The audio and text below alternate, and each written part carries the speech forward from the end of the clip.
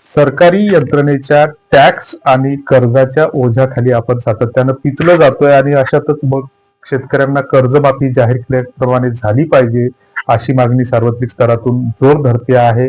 आणि मग अशातच आपण तर या अंबानी कुटुंबाकडून आपल्याला दर आठवड्याला 50,000 रुपये मिळू शकतात आणि तेही अगदी फुकट.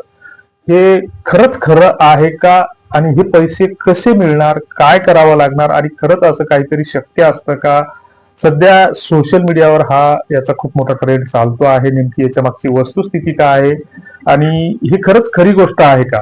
कारण अंबानी आणि मग हे सगळं जर खरं असेल तर मग लोकांची गरिबी दूर होण्यास नक्कीच मदत होईल. मग हे खरं आहे का? मग आपण असे जर पैसे मिळत राहिलो तर मग लोक महिन्यात 2 महिन्यात करोडपती होतील. एका कुटुंबात 4-4, 5-5 ऍप्लिकेशन डाउनलोड करतील. आणि मग हे सगळं कोण चालवतंय, याच्या मागे खरं कोण आहे? आता मग सरकार याच्यावर काही लक्ष देत नाही का? या सगळ्या गोष्टींची जर माहिती घेतली तर याचा अंबानी कुटुंबाशी काही एक संबंध नाही. हा संबंध जाहिरातीच्या माध्यमातून जोडला जातोय.